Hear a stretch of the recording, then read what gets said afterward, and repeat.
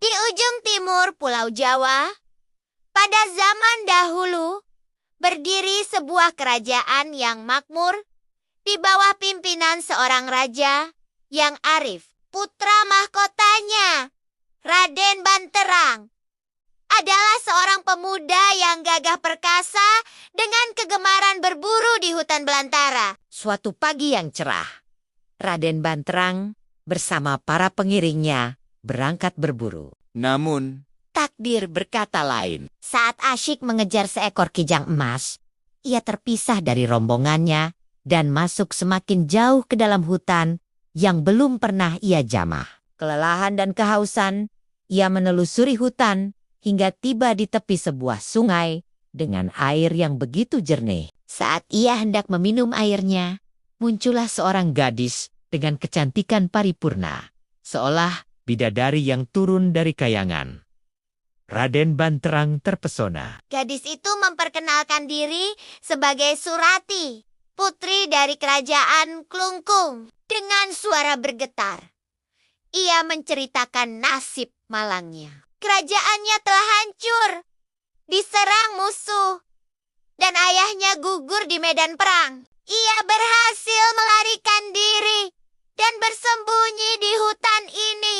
Tersentuh oleh cerita dan pesona Surati, Raden Banterang mengajaknya pulang ke istana. Singkat cerita, mereka saling jatuh cinta dan menikah. Kehidupan mereka diwarnai kebahagiaan dan cinta yang tulus. Namun, di balik kebahagiaan itu, Rupaksa, kakak kandung Surati, menyimpan dendam kesumat terhadap Raden Banterang yang dianggapnya sebagai bagian dari musuh yang menghancurkan kerajaannya. Secara diam-diam, Rupaksa menemui adiknya dan mengajaknya untuk membalas dendam. Namun, Surati dengan tegas menolak karena cintanya yang besar pada sang suami. Gagal menghasut adiknya, Rupaksa menyusun rencana licik. Ia menemui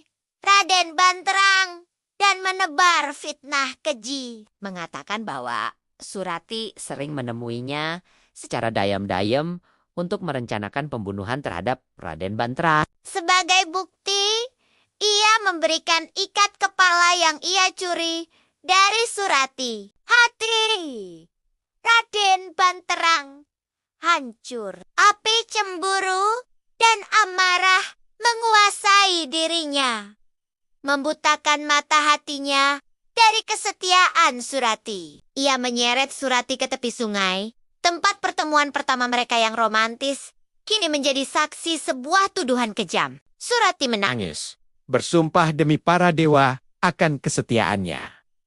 Namun, Raden Banterang tak bergeming. Di ambang keputusasaan, Surati mengajukan permintaan terakhir. Anda, sebagai bukti terakhir kesucianku, ceburkanlah jasadku ke dalam sungai ini. Jika airnya menjadi busuk dan keruh, maka fitnah itu benar. Tapi jika airnya justru menebarkan aroma wangi, maka ketahuilah bahwa Adinda mati sebagai wanita yang suci dan setia. Tanpa ragu, Raden Banterang mendorong tubuh istrinya ke dalam pusaran air. Seketika, keajaiban terjadi. Dari dalam sungai, menyebarlah aroma wangi semerbak bunga. Dan airnya yang semula biasa, kini menjadi bening berkilauan. Raden Banterang meraung dalam penyesalan yang tak terhingga. Terlambat sudah.